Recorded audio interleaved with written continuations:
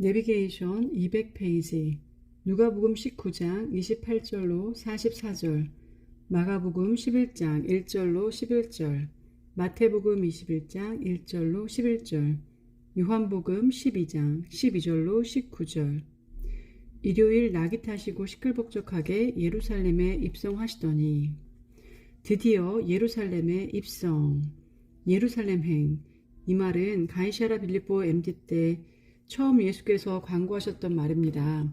그런데 이제야 바로 여기가 그 클라이막스입니다. 이번에는 조용히 미끄러지듯 예루살렘 성 안으로 들어오지 않으십니다.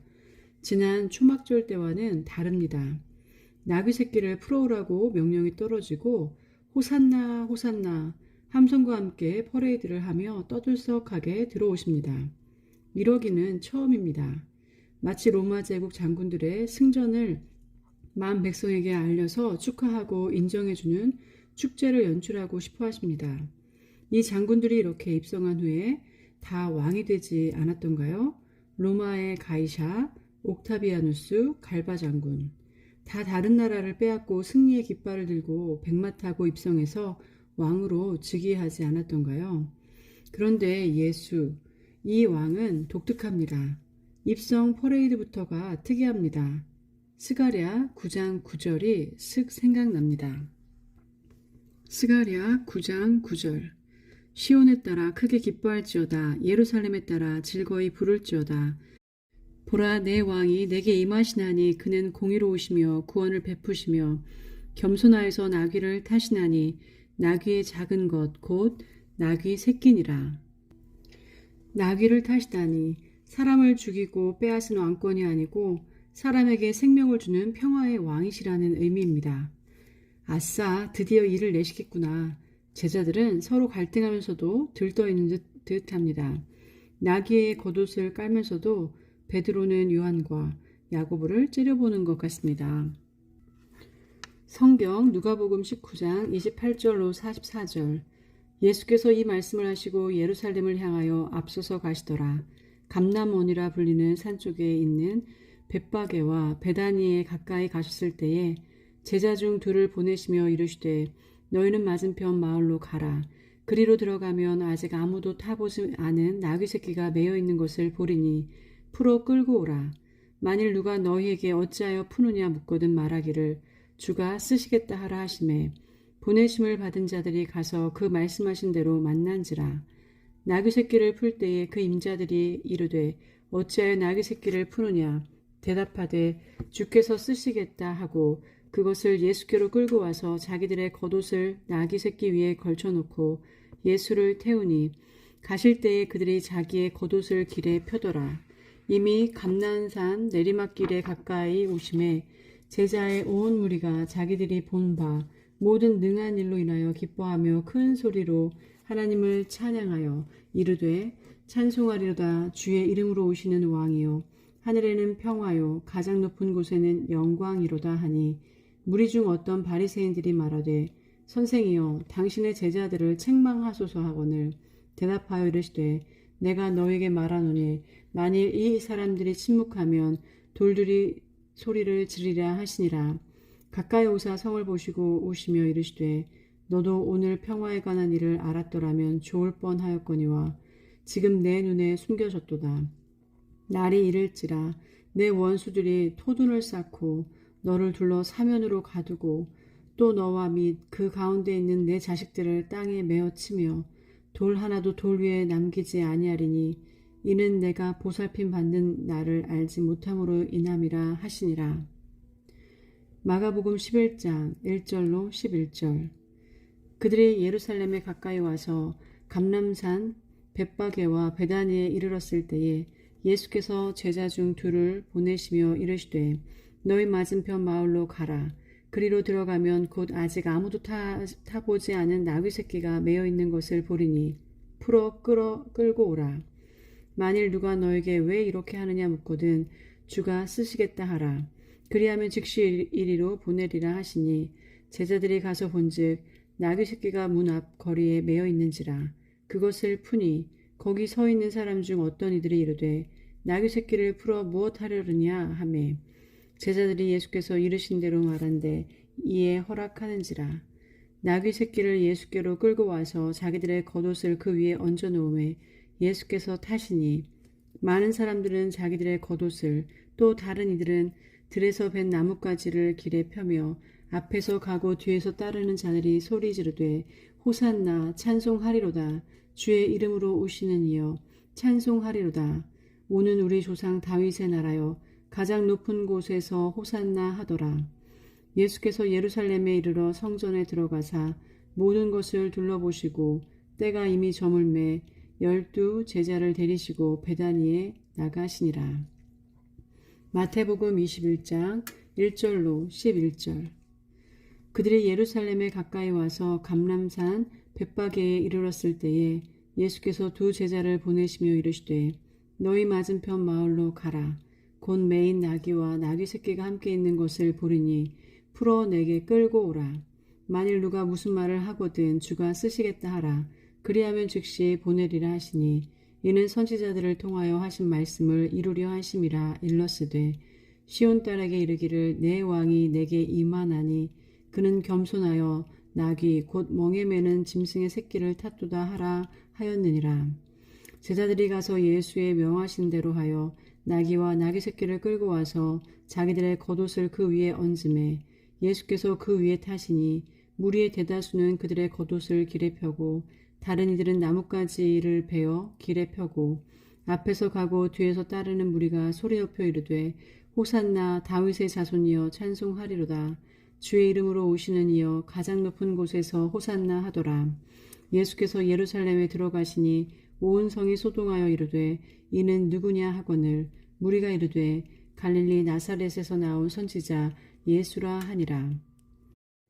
요한복음 12장 12절로 19절. 그 이튿날에는 명절에 온 큰 무리가 예수께서 예루살렘으로 오신다는 것을 듣고 종려나무 가지를 가지고 맞으러 나가 외치되 호산나 찬송하리로다. 주의 이름으로 오시는 이 곧 이스라엘의 왕이시여 하더라. 예수는 한 어린 나귀를 보고 타시니 이는 기록된 바 시온 딸아 두려워하지 말라. 보라 너의 왕이 나귀 새끼를 타고 오신다 함과 같더라. 제자들은 처음에 이 일을 깨닫지 못하였다가 예수께서 영광을 얻으신 후에야 이것을 예수께 대하여 기록된 것인과 사람들이 예수께 이같이 한 것임이 생각났더라. 나사로를 무덤에서 불러내어 죽은 자 가운데서 살리실 때에 함께 있던 무리가 증언한지라. 이에 무리가 예수를 맞음은 이 표적 행하심을 들었음이로라. 바리새인들이 서로 말하되 볼지어다 너희 하는 일이 쓸데없다. 보라 온 세상이 그를 따르는도다 하니라. 내비게이션 마가복음 11장 12절로 25절, 마태복음 21장 12절로 22절, 누가복음 19장 45절로 48절. 무화과 나무를 저주하시고 성전으로 들어가셔서 두 번째로 성전 장사판을 내쫓으시다. 약 3년의 세월을 지나고 나서 다시 원점으로 돌아왔습니다.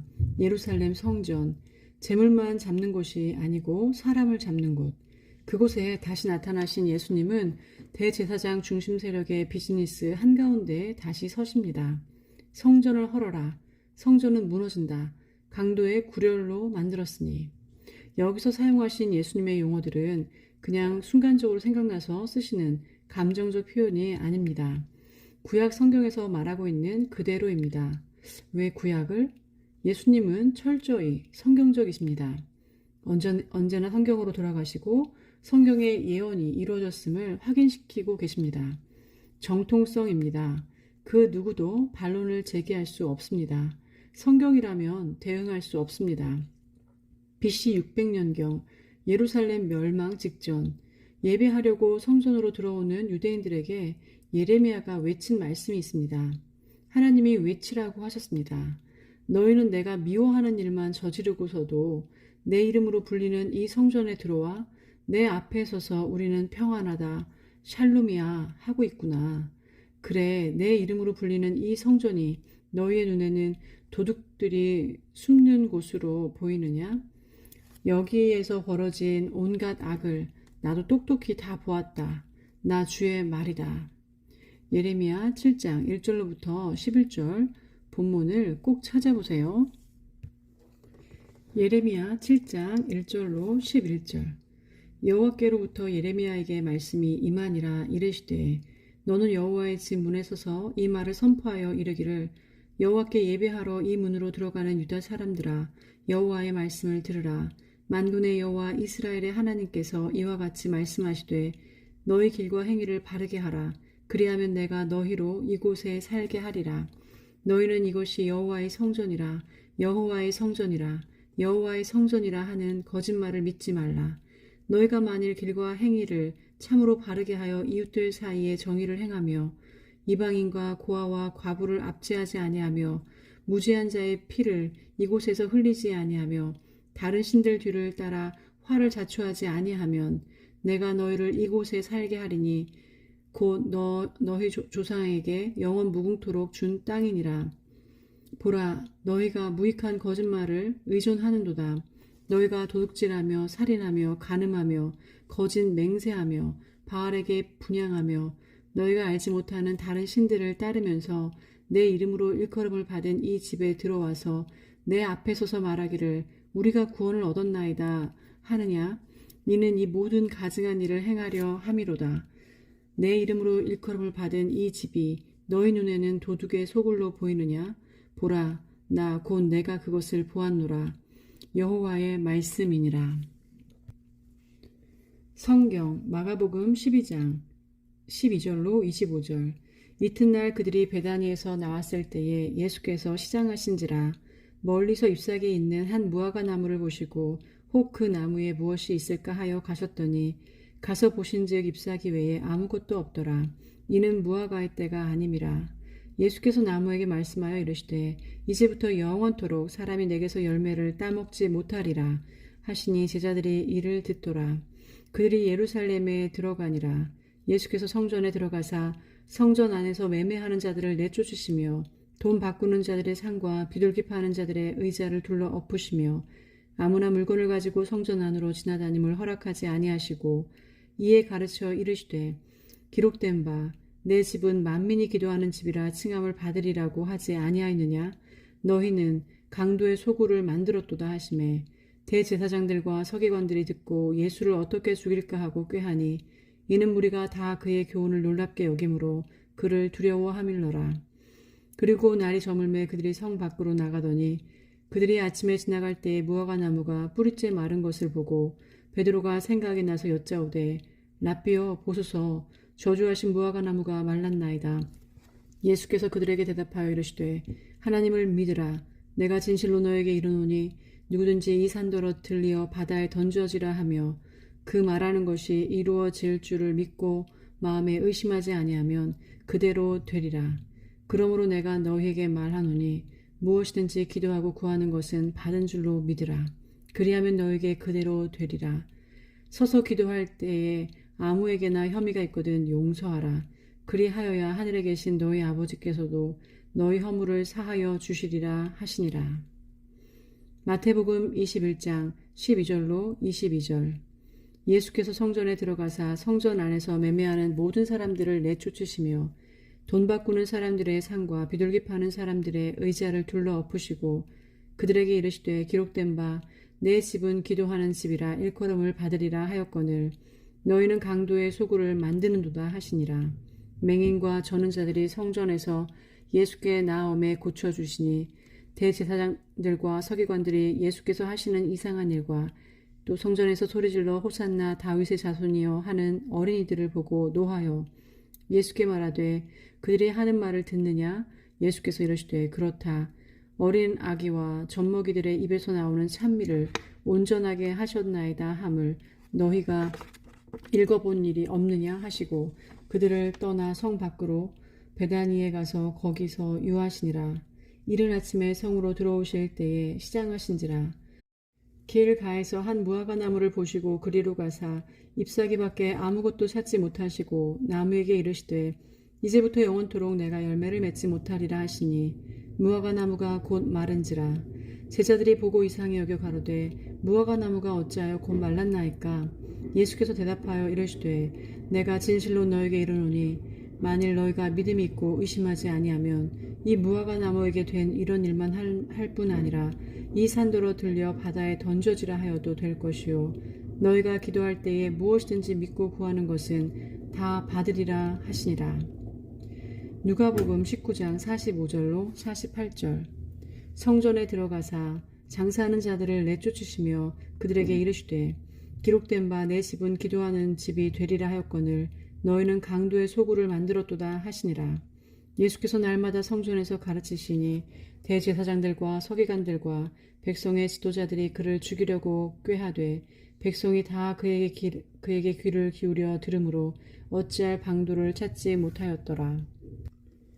내비게이션 마태복음 21장 23절로 23장 39절, 마가복음 11장 27절로 12장 44절, 누가복음 20장 1절로 21장 4절.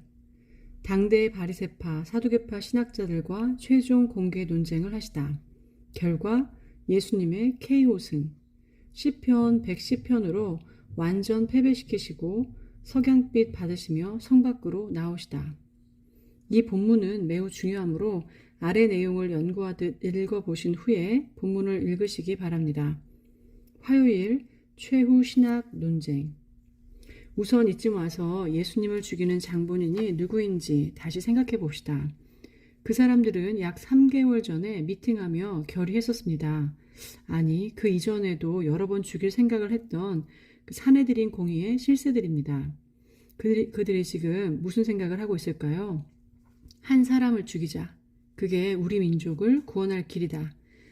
가만 놔두면 모든 사람이 저 예수를 따를 텐데 그렇게 되면 로마가 가만 있겠는가? 지금 우리 조직이 로마와 상대하는 공식 기관인데 저 예수가 새로운 리더십이 되면 과연 로마가 가만 있겠는가? 요단 동편 헤롯령으로 도망가 있어서 우리가 손대지 못했지만 아주 제대로 퍼레이드 하면서 입성을 했으니 분명 무슨 일을 낼 것 같은데 그러니 적법한 절차를 거쳐 혐의를 수렴하자. 블랙홀을 만들어버려. 도저히 빠져나올 수 없는 수순을 밟아 죽여야만 한다.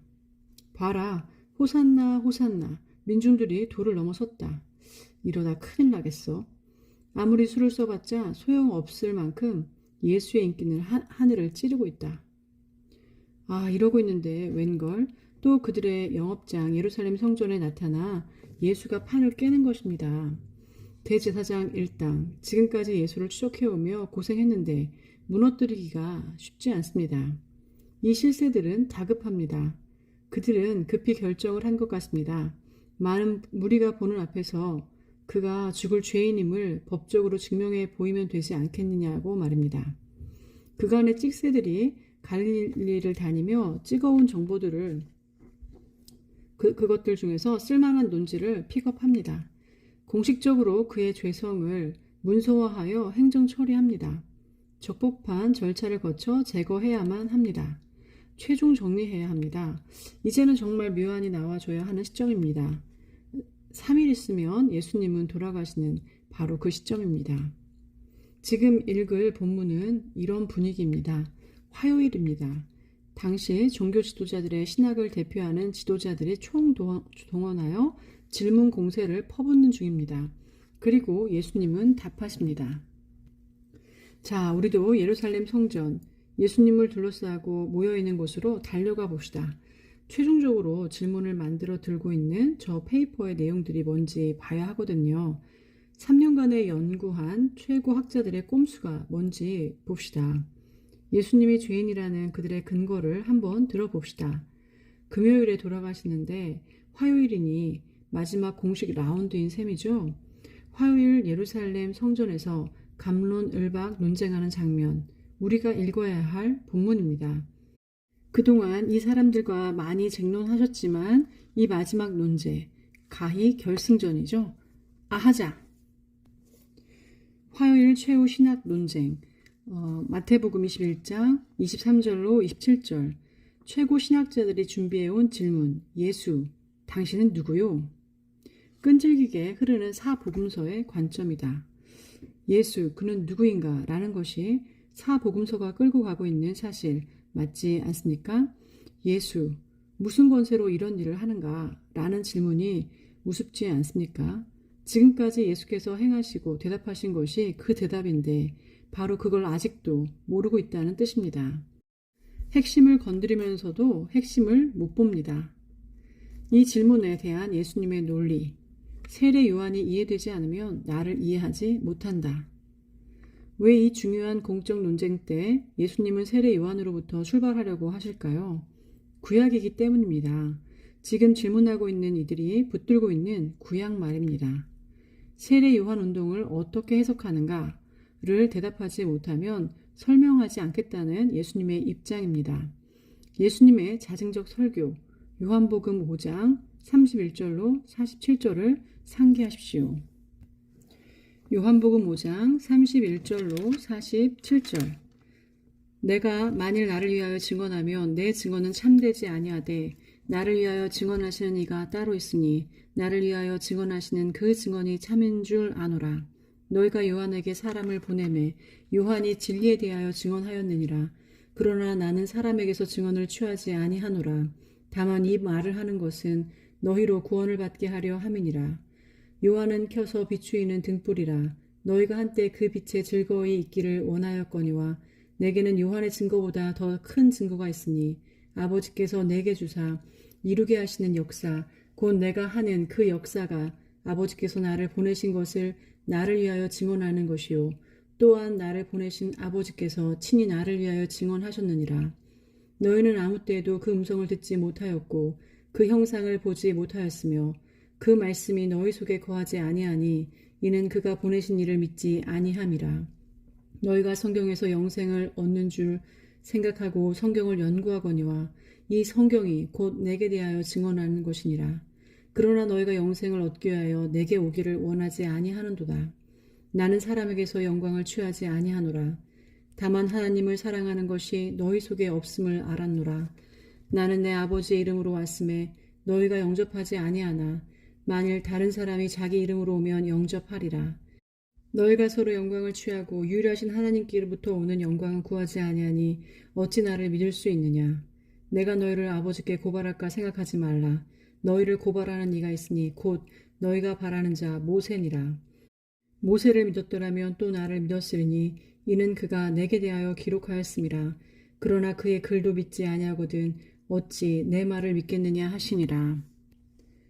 예수께서 자신이 누구인지 왜 이런 일을 하시는지 세례 요한에 대한 입장을 밝히지 않으면 대답하지 않겠다고 하시고는 사실은 대답을 하십니다. 비유로.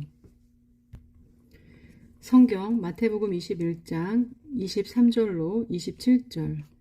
예수께서 성전에 들어가 가르치실새 대제사장들과 백성의 장로들이 나와 이르되 내가 무슨 권위로 이런 일을 하느냐 또 누가 이 권위를 주었느냐. 예수께서 대답하시되 나도 한 말을 너희에게 물으리니 너희가 대답하면 나도 무슨 권위로 이런 일을 하는지 이르리라. 요한의 세례가 어디로부터 왔느냐 하늘로부터냐 사람으로부터냐. 그들이 서로 의논하여 이르되 만일 하늘로부터라 하면 어찌하여 그를 믿지 아니하였느냐 할 것이요 만일 사람으로부터라 하면 모든 사람이 요한을 선지자로 여기니 백성이 무섭다 하여 예수께 대답하여 이르되 우리가 알지 못하노라 하니 예수께서 이르시되 나도 무슨 권위로 이런 일을 하는지 너에게 이르지 아니하리라. 내비게이션 마태복음 21장 28절로 22장 14절. 두 아들 포도원과 소작인의 비유, 혼인잔치의 비유. 아들 그리스도가 오기 전 그가 나타나실 거라는 소식을 전해준 선지자들을 너희 조상들이 죽였다. 그 선지자들을 대표하는 선지자의 전형 엘리야가 재림했다. 그 아들의 길을 예비하는 사역을 한 세례 요한의 말을 너희가 듣지 않았다. 너희가 세례 요한도 죽인 셈이다. 너희는 그 다음 아들도 죽일 것이다. 이런 뜻의 비유를 읽어보십시오. 사실 이 비유는 곧 예언입니다. 예수님이 자기네 속사를 그대로 드러내자 그 즉시 체포해 버리고 싶었지만 주먹이 운다 그러면서 차마 실행을 못합니다. 기억나시죠? 비유의 두 가지 기능. 예수께서 말년에 비유로 무엇인가를 자꾸 설명하시는 이유를 아셔야 합니다. 확 깨달아지게 하거나 아니면 들어도 듣지 못하게 하는 두 기능이 비유법이라고 말씀드렸습니다. 그런데 이 사람들에게는 두 번째 이유가 적용됩니다. 즉, 강팍한 이들이 맞기는 맞는 말이다. 그렇지만 돌이키면 안 돼. 큰일 나. 절대로 스스로 돌이키지 않을 거다. 돌이켜 회개하면 안 돼. 회개하면 안 돼. 스스로 그러고 있는 겁니다. 이 사람들의 캐릭터에 딱 맞는 얘기입니다. 성경 마태복음 21장 28절로 22장 14절. 그러나 너희 생각에는 어떠하냐? 어떤 사람에게 두 아들이 있는데 맏아들에게 가서 이르되 얘 오늘 포도원에 가서 일하라 하니 대답하여 이르되 아버지여 가겠나이다 하더니 가지 아니하고 둘째 아들에게 가서 또 그와 같이 말하니 대답하여 이르되 실소이다 하였다가 그 후에 뉘우치고 갔으니 그 둘 중에 누가 아버지의 뜻대로 하였느뇨? 이르되 둘째 아들이니이다. 예수께서 그들에게 이르시되 내가 진실로 너에게 이르노니 세리들과 창녀들이 너희보다 먼저 하나님의 나라에 들어가리라. 요한이 의의 도로 너희에게 왔거늘 너희는 그를 믿지 아니하였으되 세리와 창녀는 믿었으며 너희는 이것을 보고도 끝내 뉘우쳐 믿지 아니하였도다. 다시 한 비유를 들으라. 한 집 주인이 포도원을 만들어 산 울타리로 두르고 거기에 집자는 틀을 만들고 망대를 짓고 농부들에게 새로 주고 타국에 갔더니 열매 거둘 때가 가까움에 그 열매를 받으려고 자기 종들을 농부들에게 보내니 농부들이 종들을 잡아 하나는 심히 때리고 하나는 죽이고 하나는 돌로 쳤거늘 다시 다른 종들을 처음보다 많이 보내니 그들에게도 그렇게 하였는지라. 후에 자기 아들을 보내며 이르되 그들이 내 아들은 존대하리라 하였더니 농부들이 그 아들을 보고 서로 말하되 이는 상속자니 자 죽이고 그 유산을 차지하자 하고 이에 잡아 포도원 밖에 내쫓아 죽였느니라. 그러면 포도원 주인이 올 때에 그 농부들을 어떻게 하겠느냐? 그들이 말하되 그 악한 자들을 진멸하고 포도원은 제때에 열매를 바칠 만한 다른 농부들에게 새로 줄지니이다. 예수께서 이르시되 너희가 성경의 건축자들의 버린 돌이 모퉁이의 머릿돌이 되었나니 이것은 주로 말미암아 된 것이요 우리 눈에 기이하다 함을 읽어본 일이 없느냐? 그러므로 내가 너에게 이르노니 하나님의 나라를 너희는 빼앗기고 그 나라의 열매 맺는 백성이 받으리라. 이 돌 위에 떨어지는 자는 깨지겠고 이 돌이 사람 위에 떨어지면 그를 가루로 만들어 흩으리라 하시니 대제사장들과 바리새인들이 예수의 비유를 듣고 자기들을 가리켜 말씀하심인 줄 알고 잡고자 하나 무리를 무서워하니 이는 그들이 예수를 선지자로 알미였더라. 예수께서 다시 비유로 대답하여 이르시되 천국은 마치 자기 아들을 위하여 혼인잔치를 베푼 어떤 임금과 같으니 그 종들을 보내어 그 청한 사람들을 혼인잔치에 오라 하였더니 오기를 싫어하거늘 다시 다른 종들을 보내며 이르되 청한 사람들에게 이르기를 내가 오찬을 준비하되 나의 소와 살찐 짐승을 잡고 모든 것을 갖추었으니 혼인잔치에 오소서 하라 하였더니 그들이 돌아보지도 않고 한 사람은 자기 밭으로 한 사람은 자기 사업하러 가고 그 남은 자들은 종들을 잡아 모욕하고 죽이니 임금이 노하여 군대를 보내어 그 살인한 자들을 진멸하고 그 동네를 불사르고 이에 종들에게 이르되 혼인잔치는 준비되었으나 청한 사람들은 합당하지 아니하니 내 거리 길에 가서 사람을 만나는 대로 혼인잔치에 청하여 오라 한대 종들이 길에 나가 악한 자나 선한 자나 만나는 대로 모두 데려오니 혼인잔치에 손님들이 가득한지라. 임금이 손님들을 보러 들어올새 거기서 예복을 입지 않은 한 사람을 보고 이르되 친구여 어찌하여 예복을 입지 않고 여기 들어왔느냐 하니 그가 아무 말도 못하거늘 임금이 사환들에게 말하되 그 손발을 묶어 바깥 어두운 데에 내던지라. 거기서 슬피 울며 이를 갈게 되리라 하니라. 청함을 받은 자는 많되 택함을 입은 자는 적으니라. 내비게이션 마태복음 22장 15절로 40절. 다른 주제를 또 가져와서 안간힘을 쓰며 공격하는 신학자들. 당시로서는 최고의 신학자들입니다. 생각해 보십시오. 예수님이 12세 되었을 때 예루살렘 성전에서 당대 최고 학자들과 묻고 대답했던 건 말입니다. 권위 있는 학자들입니다. 유대 신학을 대표하는 선생들입니다. 그런데 예수 현상에 대해 거부하는 신학자들입니다. 이들이 차곡차곡 준비해온 질문들입니다. 그들의 논리를 반증하시는 예수님의 말씀이 이해되면 좋겠습니다. 예수님의 말씀, 육성으로 들리면 좋겠습니다. 하자. 1번 타자, 바리새파 신학자들. 가이사에게 세금을 바쳐야 하는가? 2번 타자, 사두개파 신학자들. 부활이 있다면서? 그럼 부활 때는 계대 결혼한 형수는 7형제의 남편 중 누구의 아내가 되는가? 3번 타자, 다시 바리새파 신학자들. 율법 중 가장 중요한 계명은? 성경 마태복음 22장 15절로 40절. 이에 바리새인들이 가서 어떻게 하면 예수를 말에 올무에 걸리게 할까 상의하고 자기 제자들을 헤롯 당원들과 함께 예수께 보내어 말하되, 선생님이여, 우리가 아노니 당신은 참되시고 진리로 하나님의 도를 가르치시며 아뭇거리는 일이 없으시니 이는 사람을 외모로 보지 아니하심이니이다. 그러면 당신의 생각에는 어떠한지 우리에게 이르소서. 가이사에게 세금을 바치는 것이 옳으니까 옳지 아니하니까 하니, 예수께서 그들의 악함을 아시고 이르시되, 외식하는 자들아, 어찌하여 나를 시험하느냐? 세금 낼 돈을 내게 보이라 하시니, 데나리온 하나를 가져왔거늘 예수께서 말씀하시되, 이 형상과 이 글이 누구의 것이냐? 이르되, 가이사의 것이니이다. 이에 이르시되, 그런즉 가이사의 것은 가이사에게, 하나님의 것은 하나님께 바치라 하시니, 그들이 이 말씀을 듣고 놀랍게 여겨 예수를 떠나가니라. 부활이 없다 하는 사두개인들이 그날 예수께 와서 물어 이르되, 선생님이여, 모세가 일렀으되 사람이 만일 자식이 없이 죽으면 그 동생이 그 아내에게 장가들어 형을 위하여 상속자를 세울지니라 하였나이다.